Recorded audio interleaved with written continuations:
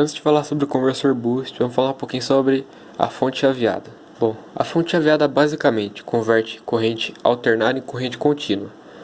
Corrente alternada é essa, que é a que vem dos postes e consequentemente estão nas nossas tomadas e alimentam a maioria dos eletrodomésticos. Mas alguns dispositivos precisam de corrente contínua para trabalhar. E aí que entra a fonte chaveada. Ela filtra essa corrente e deixa ela menos oscilosa, porque a corrente alternada oscila muito porque ela vem em impulsos dos postes. Então, basicamente, ela deixa a corrente alternada, transforma a corrente alternada em corrente contínua e deixa ela linear, sem oscilar. E é basicamente isso que ela faz.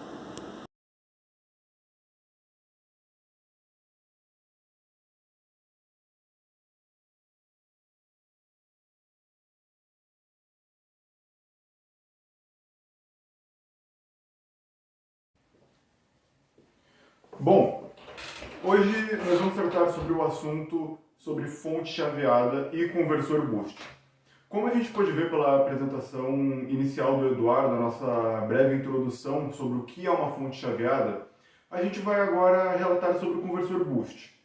Para quem não sabe, fontes chaveadas, como o Edu já explicou, são essas caixinhas aqui. Podem ser menores ou maiores, depende da aplicação e depende do que você precisa.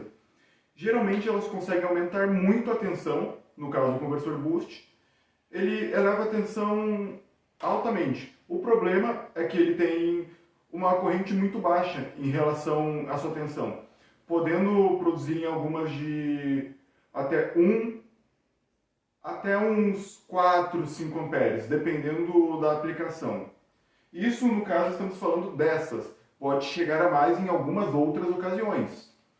A fonte boost, ela tem algumas características que precisam ter nela. Ela precisa ter uma carga e ela precisa ter um objeto de descarga. Nós vamos falar melhor sobre isso agora, apresentando no quadro para vocês, para ficar um pouco mais fácil. E mais para frente, nós iremos passar as fórmulas da fonte. Ganho de tensão, ganho de corrente. Então, tudo isso a gente vai relatar agora para vocês. Como a gente pode observar pelo quadro, o conversor boost, ele precisa de algumas peças essenciais. Semicondutores. O que a gente vai precisar de semicondutores? A gente vai precisar obrigatoriamente de um diodo e um transistor. Dependendo da fonte que você vai usar, você pode usar um chip 122, pode chegar a usar um chip 131, que seria o chip 121 e 122 seriam Darlingtons. A gente já poderia pensar em outro esquema para a fonte, daí uma arquitetura um pouco mais refinada. O diodo, em si, a gente consegue construir uma com o diodo 1N4007. Poderíamos usar algo para refinar mais ainda o processo da fonte? Claro que poderíamos. Poderíamos trocar esse diodo e fazer uma fonte mais elaborada. Agora, ele também precisa de, além de semicondutores, no caso do processo de carga, a gente precisaria de um processo para descarga dele. Ou seja, automaticamente, quando falamos de descarga, segundo ano aprendemos isso, temos o capacitor e o indutor. O capacitor e o indutor são elementos de... eles acumulam a carga e depois carregam. Ou seja, seriam os elementos de descargas que eu citei. A gente poderia usar só o capacitor? Sem problema nenhum. Poderíamos usar só o indutor? Sem problema. Mas, para refinar a arquitetura, geralmente é combinado os dois. É combinado o capacitor com o indutor, para facilitar o processo de descarga e deixar a fonte o melhor possível. O conversor boost precisa necessariamente disso daqui. Todos esses elementos que estão aqui são essenciais para o conversor boost. Isso é a nossa base, é o que a gente precisa. Você pode montar uma com um transistor, um diodo, um capacitor, ou inverter, colocar no lugar um indutor. Não tem problema nenhum. Isso é uma característica da fonte boost. Agora, nós vamos ver como a gente integraria esse circuito à fonte.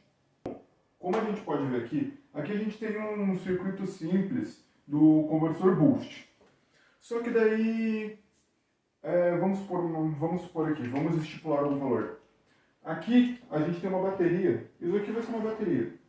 Aqui tem uma bateria de 9 volts. E a gente precisa de 18. A nossa fonte consegue nos produzir um VO igual a 18 volts. Isso é a vantagem da fonte boost e a característica. Porque agora é uma coisa interessante, você deve estar se perguntando. Tensão contínua para tensão contínua? Corrente contínua para corrente contínua? Exatamente. É isso que diferencia o conversor boost. É uma fonte chaveada? É, mas ela não transforma de alternada para contínua. Isso é uma diferença que temos na introdução à fonte chaveada, uma breve introdução ao que é uma fonte chaveada e o que é o conversor boost. O conversor boost, ele funciona de corrente contínua para corrente contínua. Se você tentar colocar ele no alternado, não funciona. Vai dar algum pau, vai queimar. E o que acontece nisso daqui tudo? Aqui a gente tem o circuito básico que eu falei. A gente tem uma alimentação, tem uma saída. Aqui a gente tem o primeiro indutor. A gente poderia fazer um banco de indutores? Poderia, mas não vem ao caso. Aqui temos o primeiro transistor, que você pode acabar escolhendo o melhor transistor para o seu conversor boost, depende. Temos o diodo, temos o capacitor e no final temos mais uma carga, temos um resistor. Esse resistor no final é para proteção e é sempre bom ter um resistor aqui no final. Nunca deixe de colocar esse resistor. Bom, agora que já abordamos esse assunto, vamos falar um pouco do Ripple. Próxima explicação. O Ripple. Para quem não sabe, Ripple escreve assim.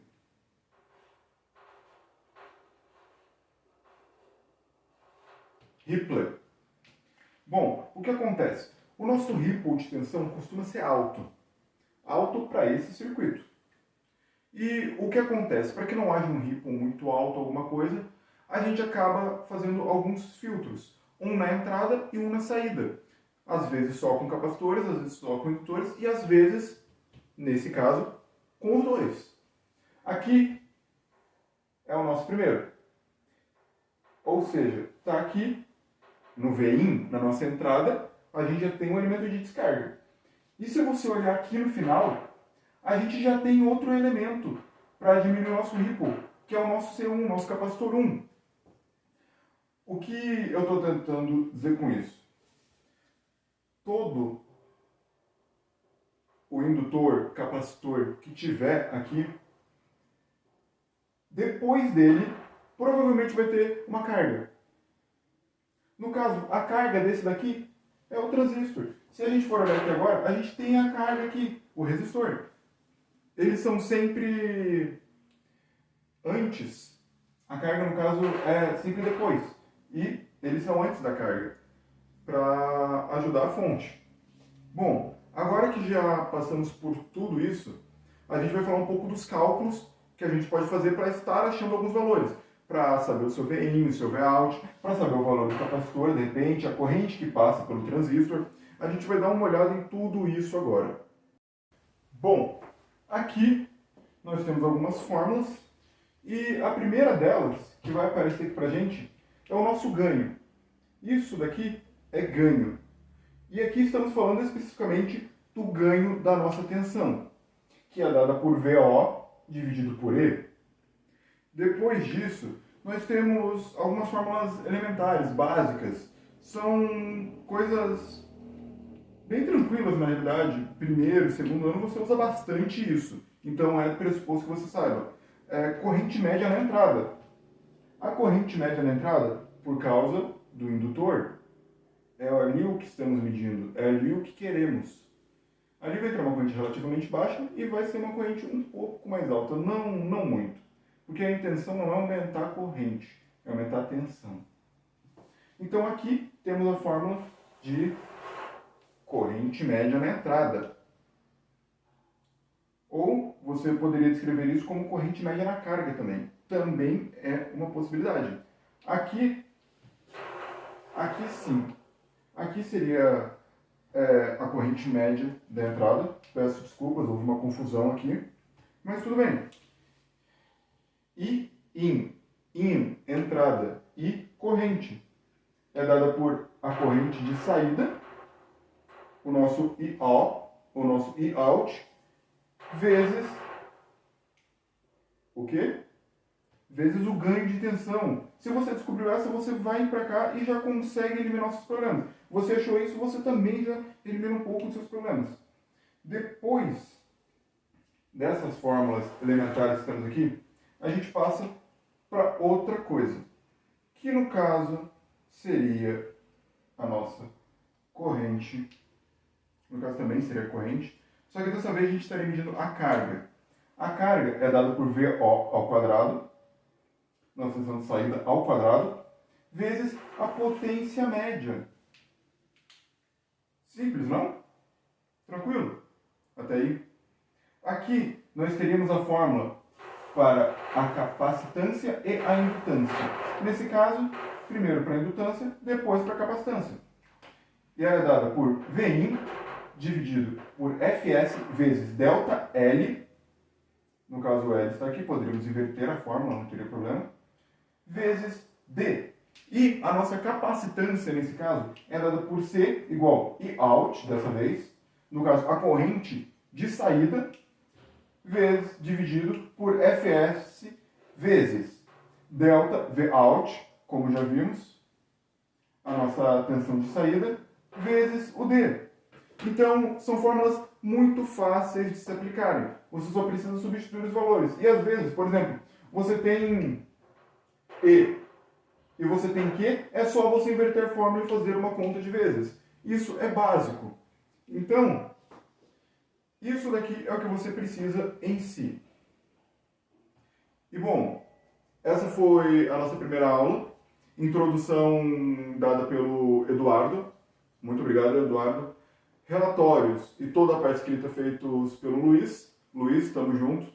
Muito obrigado. E bom, essa foi a nossa aula sobre fonte chaveada em partes, conversor boost.